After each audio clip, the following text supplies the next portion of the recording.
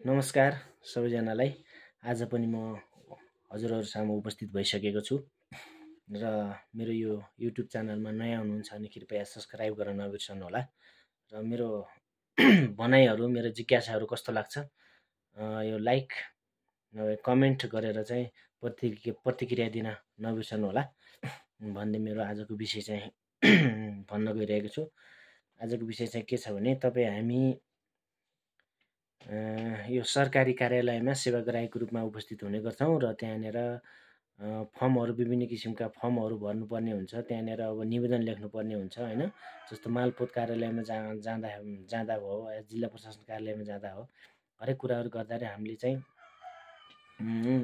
निवेदन या फर्म मार्फत जाने गर्छौँ र त्यहाँ हाम्रो चाहिँ नागरिकता लिँदा होस् या चाहिँ मालपोत कार्यालयमा जस्तो जिल्ला प्रशासनमा नागरिकता लिँदा या मालपोत कार्यालयहरूमा चाहिँ जग्गा सम्बन्धीको कारोबार गर्दा होस्, हामी चाहिँ केही न केही फर्महरू भर्नु पर्ने हुन्छ र त्यहाँ निवेदनहरू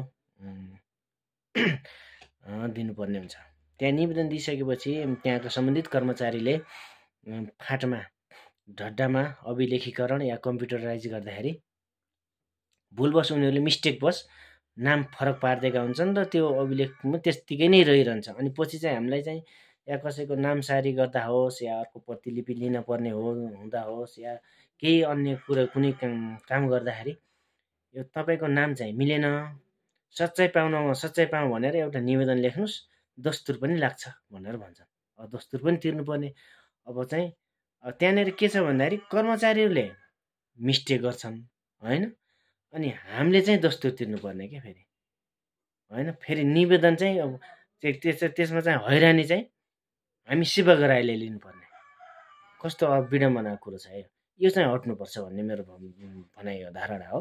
र तपाईँलाई चाहिँ यस विषयमा कस्तो के लाग्छ, प्रतिक्रिया सल्लाह सुझावहरू दिन नबिर्सनु होला। हामी जो कोही पनि जाने गर्छौँ सेवा लिनको लागि सरकारी कार्यालयहरूमा। त्यहाँ पुगिसकेपछि यदि नाम मिलेको छ भने त ठिकै छ, यदि मिलेन भने अब कर्मचारीहरूले चाहिँ लेख्दै गर्दाखेरि कम्प्युटर टाइप गर्दाखेरि मिस्टेक गर्छन्। कुनै ठाउँमा अब अभिलेखीकरण ढड्डाहरूमा चाहिँ लेख्दै गर्दा कर्मचारीले मिस्टेक गर्दै हुन्छन्। अब त्यही सच्याउनको लागि चाहिँ त्यही सच्याइ पाऊँ भनेर निशुल्क बिना शर्त चाहिँ निवेदन लेख्नुहोस्, हामीले सच्याइ दिन्छौँ भनेको त हुन्थ्यो नि। अब त्यसमा चाहिँ अब हामीले मिस्टेक गरे जस्तो कि कर्मचारीले मिस्टेक गर्छन्, हामीले मिस्टेक गरे जस्तो फेरि निवेदन पनि दिनुपर्ने, अनि दस्तुर पनि फेरि सच्याइ पाऊँ भनेर निवेदनमा दस्तुर पनि राख्नुपर्ने। यो चाहिँ मलाई सिस्टम राम्रो नलागेको हो।